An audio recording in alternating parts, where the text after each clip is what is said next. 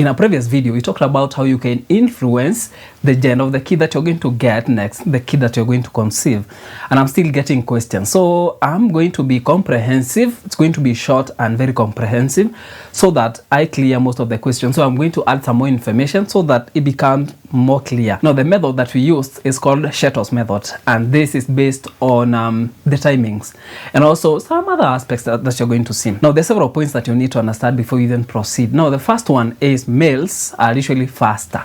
Now, because they are muscular and also their body are adapted in a way that they can be able to produce a lot of energy within a short period of time, so that will give the muscles that they already have enough energy to propel them. So if it comes to running, they can run faster than females over short distances. Now, the opposite is true. Now, you see, over long distances, women tend to endure long distances, and you're going to see the significance of this later on. The second point I want you to understand is in the society, in a normal society, women usually live longer than men. So this point is going to come in handy later on, and I'm sure you've seen that. And also, like we've mentioned, the endurance when it comes to men, endurance is usually kind of poor. That's why when you go to Olympics, most of the long distances are usually dominated by women, and the short distances are usually dominated by men. And this is where you find that the official distance for 100 meters for men is usually longer by 10 meters. So men usually go for 110 meters, women usually go for 100 meters. The same reasons. Let's go to point number 3. Also very important. You really need to understand this. Now, who usually determine the sex of the kid that will be conceived? And this is mostly men. Okay, we have other factors in men. Okay, genetically, it's men. But we have factors in the women, or in women, that can also determine the sex. But we are going to see that later on. Now, in this, we're still in point number 3. You need to understand that Y sperm is usually faster. Like we said earlier, Y is usually faster because it's associated with men. Men are usually faster. So this one, in case maybe you put, okay, actually, where is this X and Y coming from? Now, women usually have eggs and men usually have sperms. Now, women will only have one set of genotype. This is X. So a woman will only provide X chromosomes in their eggs. For men, you're going to have 2 variations. We have sperms that will contain a Y chromosome, and this will give a man. In case that sperm goes and fertilizes that X in the women, you're going to have XY, which is now a man or a female. Gender and sex. It's a very controversial topic, other people, but to me it's very straightforward. So in one ejaculation, you're going to have millions of sperm, some of which are Y and others are X. So this X and Y are chromosomes. So some of them will be Y, others will be X. Now, we're talking about now how do you define that, or how do you know that this now will be a girl? In case the sperm that wins the race will be an X, and it goes and finds the X egg already, because you see, women will only have X and nothing else. So a sperm that will swim, if it's an X that will go and fertilize that, you're going to have 2 X, and this will give a phenotype of a woman, of a female, of a female. Okay, now go to men. Now, exactly the same thing. If a Y will win that race all the way, that will be an XY, and this is a boy. Now, we said Y are usually faster because men are usually faster. And we're going to use this because they are energy efficient. Now, X are usually not that faster, but then they can endure long distances. We're also going to see this, how this will come in later. Now, they can also live longer because, like we said, women can live longer compared to men in a normal society. Now, before you go to how you make a boy or how you make a girl, first of all, sperms usually live for the longest recorded was 5 days. So we give it, let's say, 4 days. And the longest living sperm is, like you guessed, is an X, because like you said, women can endure and also they can live longer in the society. I don't know why. I don't have okay, I have several reasons, but they are not going to make sense in this video.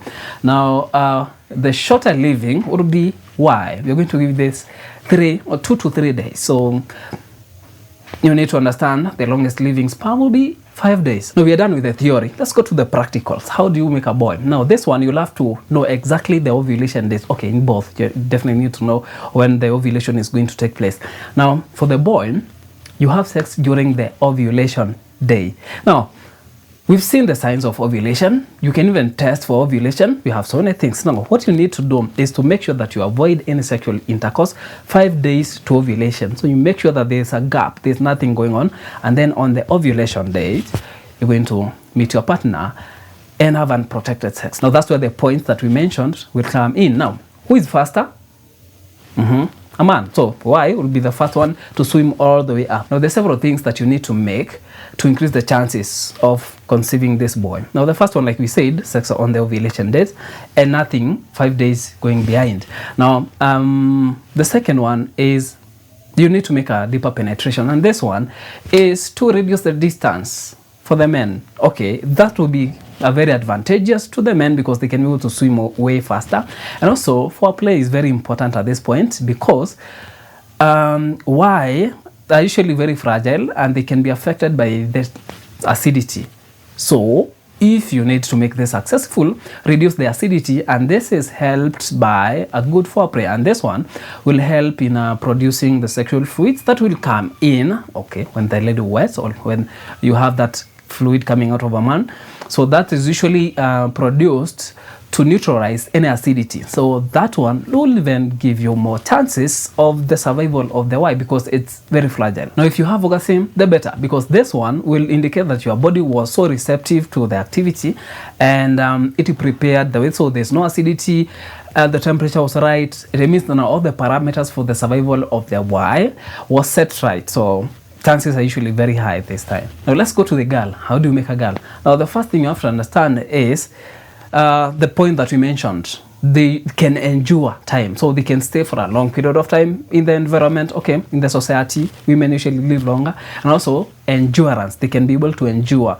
Now, let's just start off. First thing, you have to understand when the ovulation is taking place. Now you're going to do the opposite. The long living sperm was 5 days. Let's make it a little bit closer, 4 days. Now, from the ovulation date, minus 4 days. So, you have sex all the way up to 4 days to ovulation, and then you stop. This will increase the chances of getting a girl, and this is the reason. Women usually live longer in the society, and what will happen is males will start, okay, the Y chromosomes, the sperms will die off, and they're going to leave the X chromosomes, and the one will be waiting for the ovulation. Once the ovulation takes place, they're going to find that all the men died, and also the only thing that's remaining there are the females. And this can be explained by the fact that most of the unplanned pregnancies, most of them are usually girls.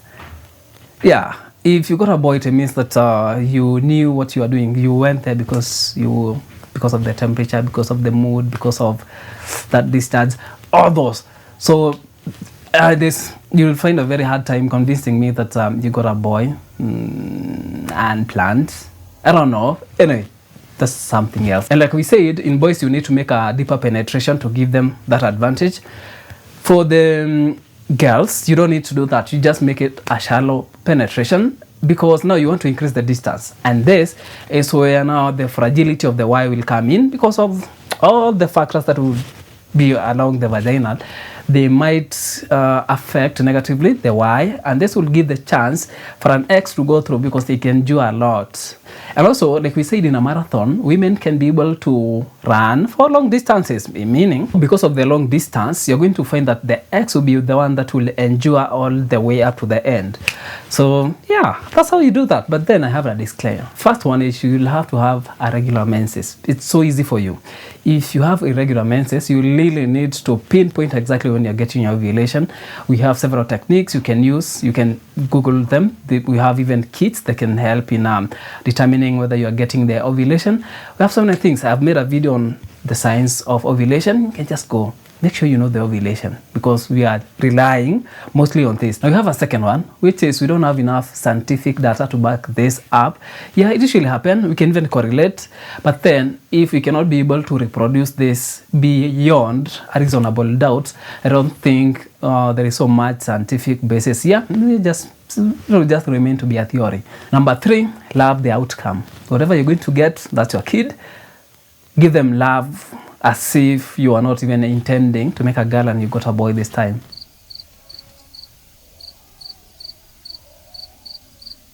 See you in the next video.